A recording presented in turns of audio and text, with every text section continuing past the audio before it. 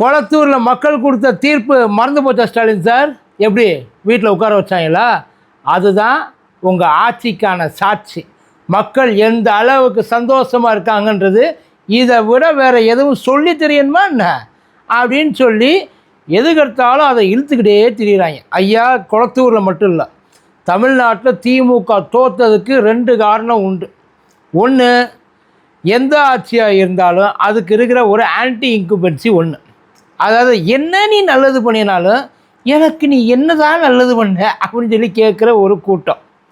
இன்னொன்று, அந்த களத்தில் இறங்கி வேலை பார்க்காம விட்டாங்க பற்றியெல்லாம்.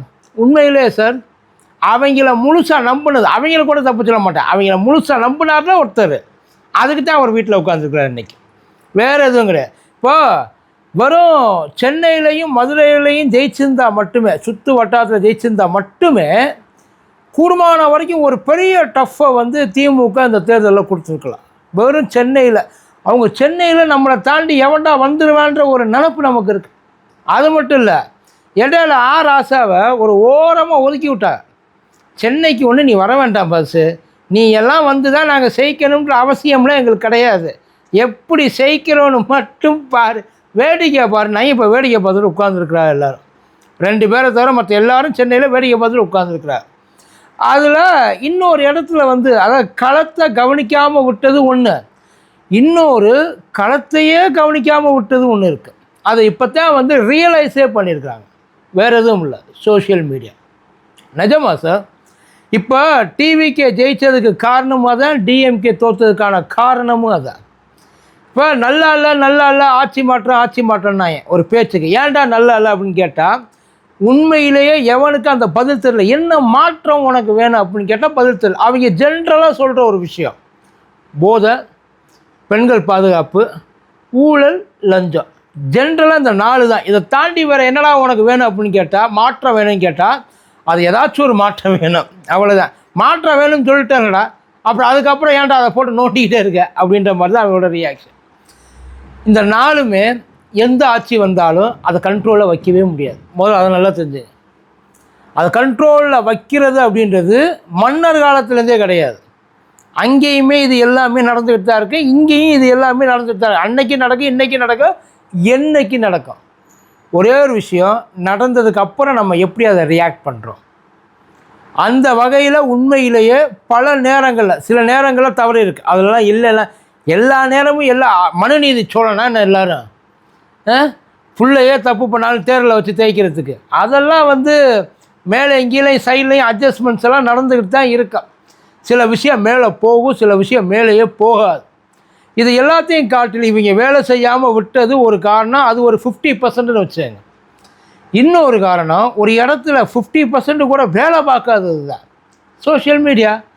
எல்கேஜியில் சொல்லுவாங்க, எல்கேஜின்னு ஒரு படம், ஆர்ஜே பாலாஜியோட படம் வந்திருக்கு, அதில் பார்த்துருக்கீங்களா? அதில் தெளிவாக சொல்லுவாங்க, நாங்கள் நினச்சா நல்லவனை கெட்டவனாக காட்டுவோம், கெட்டவனை நல்லதாக காட்டுவோம், இருக்கிறத இல்லைன்னு காட்டுவோம், இல்லாததை இருக்குன்னு காட்டுவோம், ஆம்பளையை பொம்பளையாக மாற்றுவோம், பொம்பளையை ஆம்பளையாக மாற்றுவோம், வீரனை கோழையாக மாற்றுவோம், கோழையை வீரனாக மாற்றுவோம், ஒன்றுமே இல்லாதவனை உலக அறிவாளின்னு சொல்லுவோம், நல்ல பெரிய அறிவாளியோ கூமுட்டேன்னு சொல்லி மக்களை நம்ப வைப்போம்பாங்க. இல்லை, அதுதான் நடந்தது. ஆக்சுவலி அந்த ஒரு இடத்த அங்கே வந்து திமுக என்றைக்குமே டெக்னாலஜி பயங்கர டெவலப்மெண்ட்டில் இருக்கும் எப்பயுமே. ஆனால் இன்னைக்கு ஒரு நிமிஷம் ஏதோ பூனை வருது, போக மாட்டேன், தூக்கி எதையாச்சும் அடித்தா தான் போக போல, போயிடுச்சு, பிரச்சனை இல்லை. இதெல்லாம் அடிக்கடி நமக்கு வந்து போகிறது தான், சென்ட்ரலாக நம்ம இல்லாத நேரமாக பார்த்து வரும். இன்றைக்கி அதுக்கு எவ்வளோ பெரிய தைரியம் பார்த்துங்க, இருக்கும்போதே மேலே ஏறி தாவ பார்க்குது. அது ஏன் பெட்ரூமா இல்லை அது பெட்ரூமா தெரியல, சரி அதை விடுங்க, நம்ம அடுத்த இதுக்கு போவோம். இது அந்த சோஷியல் மீடியா அந்த விஷயத்தை ரொம்ப அழகாக யூட்டிலைஸ் பண்ணியிருக்கிறாங்க. 24 hours நம்மளால் காற்று போக முடியாத இடத்துல கூட சார் கண்டென்ட் போய் நுழைஞ்சிடும். அதைத்தான் அப்படி என்ன பண்ணிட்டார் அவர், இது வரைக்கும் என்ன சாதிச்சிருக்கிறாரு, அவர் நிறையா சாதிக்கட்டும் இதுக்கப்புறம். ஆனால் அவர் மேலே உள்ள அந்த ஒரு அதீத நம்பிக்கைன்றதை பற்றி கண்டிப்பாக நம்பிக்கை தான். அதாவது வெறும் ரசிகர்கள் மட்டும் ஓட்டு போட்டு இந்த வேலையை பார்த்துருக்கிறதுக்கு வாய்ப்பே இல்லை. ஏன்னா கிட்டத்தட்ட 1.25 கோடி ஓட்டு வாங்கியிருக்காப்புல, ஆல்மோஸ்ட் 35%. இந்த 35% அதை ஏதோ ஒரு காரணத்துக்காக அவரை தேர்ந்தெடுத்துருக்குறாங்க. இதில் யாருக்குமே அவங்க ஈக்குவல் இது கொடுக்கல. எப்பயுமே ஏதாச்சும் ஒரு இடத்துல தராசு தூக்கும், அதாவது வெயிட் இல்லாமல் தூக்கும். ஒரு தராசு நல்ல வெயிட்டோடு இருக்கும் ஒரு சைடில் இருக்க தட்டு. ஆனால் இந்த பக்கம் 3க்கு சரிசமமாக பிரித்து கொடுத்துருக்காங்க. இது 35, அது 32, இன்னொன்று வந்து ஒரு 27 எவ்வளோ நிற்கும். அதாவது 1 கோடி வாக்கு அதிமுக வாங்கியிருக்கு. இவங்க வாங்கியிருக்கிறது ஒரு 1.30 எவ்வளோ வாங்கியிருக்கான். அவங்க 1.75 வாங்கியிருக்காங்க. ஆக மொத்தம் யாரையுமே முழுசாக மக்கள் நம்பலை. இத்தனைக்கு இந்த தடவை இந்த போலிங்கிறது ரொம்ப ஜாஸ்தியாக பதிவாகி கிடக்குது.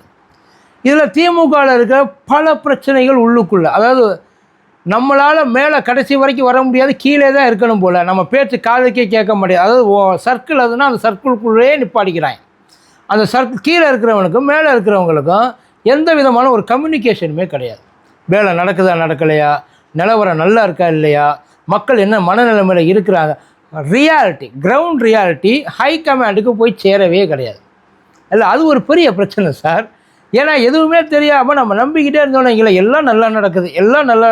இந்த 23ஆம் புலிகேசி பார்த்துருக்கீங்களா, அதில் மக்கள் ரொம்ப சந்தோஷமாக இருக்காங்கன்னு மன்னன் நினச்சிப்பான்.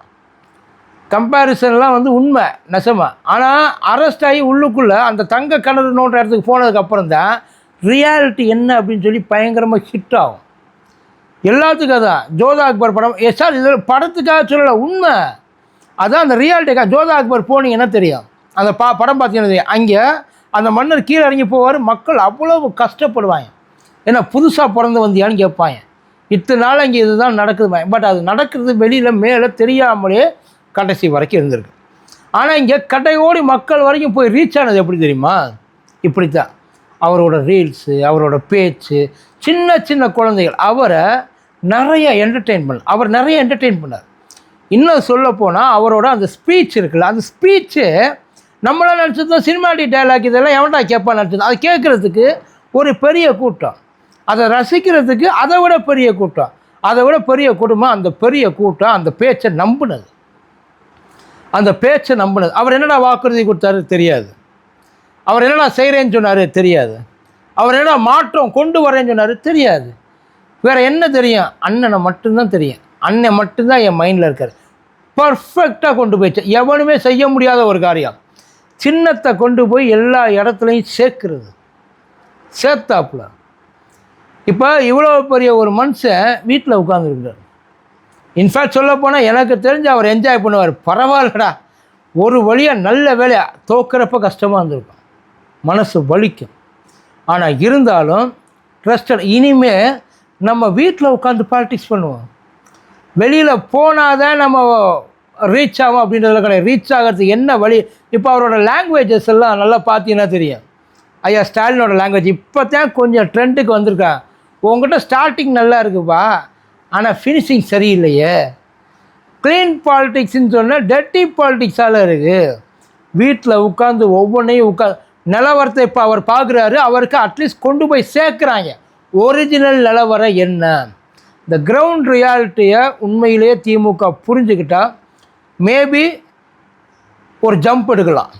ஒரு பெரிய சேஞ்சஸ், அதாவது என்ன சேஞ்சஸ் வந்து விஜய் கொண்டு வராரோ அந்த சேஞ்சஸ்க்கு ஈக்குவலான இன்னொரு சேஞ்சஸை திமுக பார்க்கலாம் வாய்ப்பு இருக்குது. ஆனால் தப்பித்தவறு இந்த மனுஷன் நல்லா பெர்ஃபார்ம் பண்ணிட்டானே இல்லை.